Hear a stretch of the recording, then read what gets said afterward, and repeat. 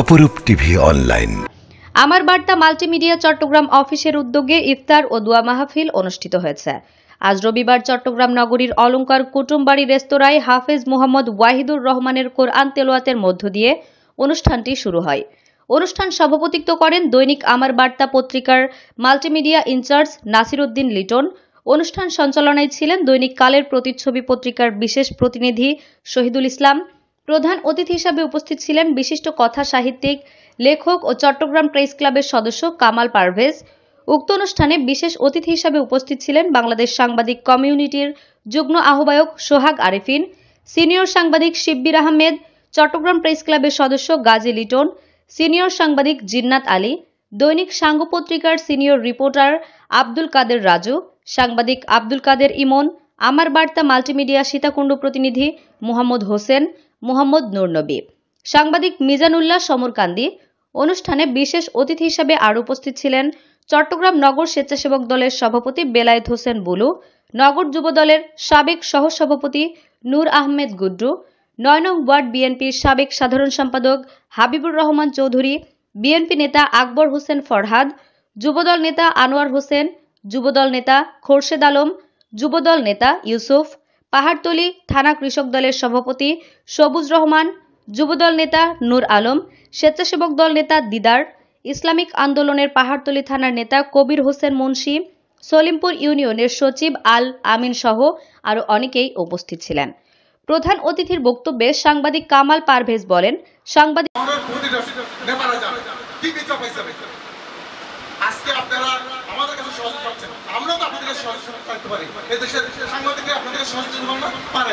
আমিও আপনাদের কাছে অনুরোধ করবো, আপনারা যদি আমাদের কাছে সহযোগিতা চান, তার আগে আপনাদের ভালোবাসা এবং আপনাদের প্রতিবাদটা সেভাবে হয়ে উঠুন, যেটা একজন সংবাদ বান্ধব এবং গণমাধ্যম বান্ধব। আমরা এই আশাই করি আপনাদের কাছ থেকে। আমরা সংবাদ কর্মীরা কিন্তু গোছালো কথা জানি, তার কারণ হচ্ছে আমাদের গোছালো কথা বলতে গেলে সমস্যা হচ্ছে যায়।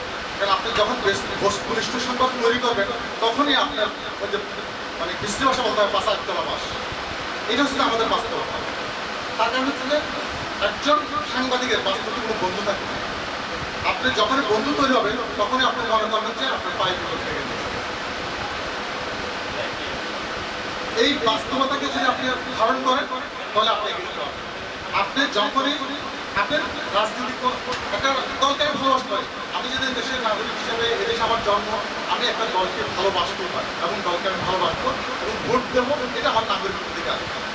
কিন্তু একটা জিনিস আমরা বুঝতে পারছি না, যেটা হচ্ছে শুধু ১৭ বছর কেন, স্বাধীনতা ৫৪ বছরেও এই দেশে গণমাধ্যম এবং গণতন্ত্র কোনোটাই শক্তিশালী না।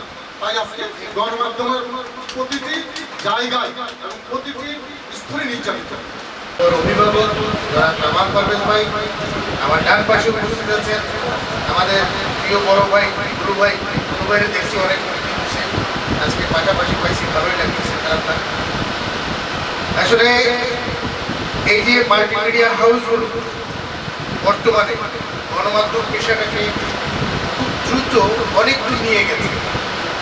এই প্রশংসাটুকু মাল্টিমিডিয়াগুলা পাওয়া উচিত। আমাদের কথোপকথনের মাধ্যমে মাল্টিমিডিয়াকে আমরা প্রমোট করা উচিত। তারা দ্রুত সময়ের মধ্যে একটা নিউজ সুন্দর করে ডেলিভারি দেয়, যেটা আমরা যারা পত্রিকায় কাজ করি তারা পাই। তো কিছুদিন আগেও দেখলাম যে মাল্টিমিডিয়ার এরা খুব সরব এবং অনেক অভিনন্দন পাইছে। এটা আসলে ওরা এটার যোগ্য, কারণ এই জুলাই আগস্টের আন্দোলনে মাল্টিমিডিয়ার ভূমিকা ছিল সরব, আমরা অস্বীকার করার কোনো ওয়েই নেই। আসলে কোনো সরকারের আমলেই কিন্তু গণমাধ্যম স্বাধীন ছিল না। কোনো সরকারের আমলে কোনো রাজনৈতিক নেতার চোখের ছিল না, সুরমা ছিল না সাংবাদিকরা। অনেকে ছিল, আমরা আসলে বিএনপি বন্ধু সাংবাদিক ছিলাম, আমাদের একটা পরিচয় ছিল। তখনও আমরা ছিলাম নির্যাতিত, কিন্তু এখন দেখি যে আমরা আরো বেশি নির্যাতিত। এখন দেখি যে সব জায়গায় দালালদের মানে রাজত্ব চলছে, সব জায়গায় অনেক জায়গায় আজকে আমরা আন্দোলন সংগ্রাম করে আজকে আমরা এসে নীরবে বসে আছি, আর কেউ কেউ অনেক কিছু করে যাচ্ছে, মাতলামি করছে, পাওয়ার দেখাচ্ছে। যাই হোক, আমি আমার চিন্তার সাংবাদিক ভাইদেরকে বলছি, তারা এখনো ডিপিআর আমি ঘুরে বেড়াচ্ছে এবং সাংবাদিকতা করে যাচ্ছে। যারা কাজ করছেন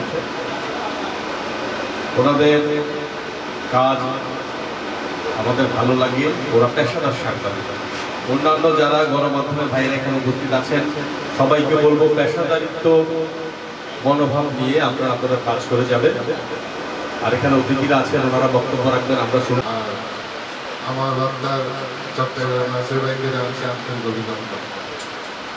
আজ একটি কথা না বললে না হয়, আজকে আমি ট্রাইব্যুনাল মামলা আজকে হাজারে দিয়েছিলাম।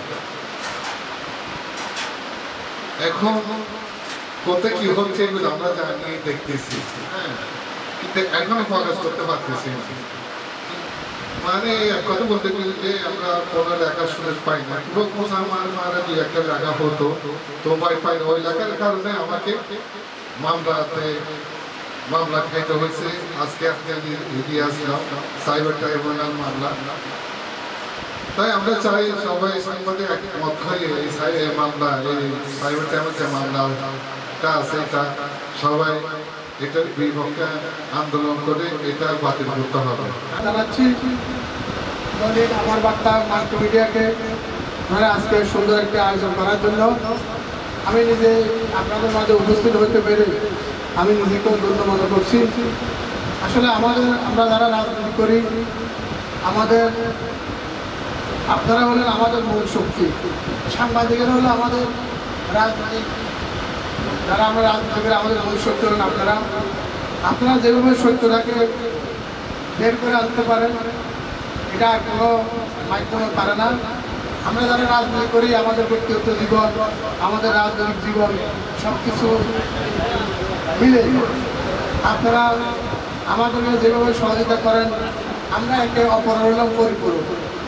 রাজনীতিবিদ আমরা যারা রাজনীতি কর্মী এবং সাংবাদিক আপনারা যারা আছেন, আমরা একজনের সাথে করবেন, দেশের জন্য দোয়া করবেন এবং আগামী দিনে যাতে সমৃদ্ধিশালী, আত্মনির্ভরশীল, সন্ত্রাসমুক্ত, দুর্নীতিমুক্ত একটি বাংলাদেশ করতে পারি, সে আশাবাদকে কামনা করে আমি আমার বক্তব্য শেষ করছি। আসসালাম। এবং আন্তরিকতা দিয়ে আপনারা আরও সুন্দরভাবে আমাদের সমাজের চিত্রগুলো তুলে ধরবেন, রাজনৈতিক নেতা কর্মীদের কর্মকাণ্ড তুলে ধরবেন। তার মাধ্যমে আমাদের সমাজ পরিশুদ্ধ হবে, কারণ সাংবাদিকরা হচ্ছে আমাদের সমাজের দর্পণ। দ্বিতীয় চোখ হচ্ছে সমাজের, দ্বিতীয় চোখ হচ্ছে সংবাদপত্র এবং অনলাইন পত্রিকা। তার মাধ্যমে আমরা গোটা সমাজকে দেখতে পাই। সেই জন্য আপনাদেরকে আশা করবো আপনারা বস্তুনিষ্ঠ সংবাদ পরিবেশন করবেন। আপনাদের সুন্দর মাধ্যমে আমাদের সমাজ গড়ে উঠবে, সুন্দর বাংলাদেশ আগামী দিনে গড়ে উঠবে আপনাদের প্রচারণার মাধ্যমে। আমি আশা করি আপনারা সুন্দরভাবে পর্যন্ত ফ্যাসিস্টের নির্যাতনের কারণে সাংবাদিক ভাইয়েরা তাদের সঠিক উপস্থাপনা তুলে ধরতে পারে নাই, মানুষের কাছে সঠিক দৃশ্য তুলে ধরতে পারে নাই। যেভাবে শেখ মুজিবুর রহমান সকল পত্রিকাগুলো বন্ধ করে 4টি পত্রিকা ওনার নিয়ন্ত্রণে রেখে ছেড়েছিল, ঠিক তেমনিভাবে তার কন্যা আমাদের সবার জানা এবং রাক্ষসী মহিলা বললে তাকে চলে, সেই ফ্যাসিস্ট হাসিনা এই দেশের সকল পত্রিকাগুলোকে তার নিয়ন্ত্রণে রেখে তার লিখিত বক্তব্য প্রচারের জন্য বাধ্য করেছিল। আমরা সাধুবাদ জানাচ্ছি। আমরা আশা করব আপনাদের কাছ থেকে আপনারা সত্য ও নিষ্ঠার সাথে আপনাদের যে দেশপ্রেম, যে 5 আগস্টের পরবর্তী সময়ে যে আপনাদের ভূমিকা ছিল, যে ভূমিকায় স্বৈরাচারের পতন ত্বরান্বিত হয়েছে, আমাদের আশা ভরসা আপনাদের প্রতি থাকবে। আগামীতেও যেন দেশ গঠনে আপনাদের সবচেয়ে বেশি আপনার অবদান থাকে। আমি আমার সংক্ষিপ্ত বক্তব্য এখানে শেষ করলাম। আসলে আমরা মিডিয়া হচ্ছে বাংলাদেশের সবচেয়ে বড় একটা। সাংবাদিকদের ঐক্যবদ্ধ হতে হবে, তা না হলে এই পেশায় লাঞ্ছিত হতে হবে বারবার। সাংবাদিক সোহাগ আরিফিন বলেন, আজ প্রতিটি জেলায়, অঞ্চলের, রাজধানীতে সাংবাদিকরা নির্যাতন ও নিপীড়নের শিকার হচ্ছে। প্রতিবাদ জানিয়ে থেমে থাকলে হবে না, প্রয়োজনে রাজপথে থেকে আন্দোলনের মাধ্যমে সাংবাদিকদের নির্যাতনের প্রতিবাদ জানাতে হবে।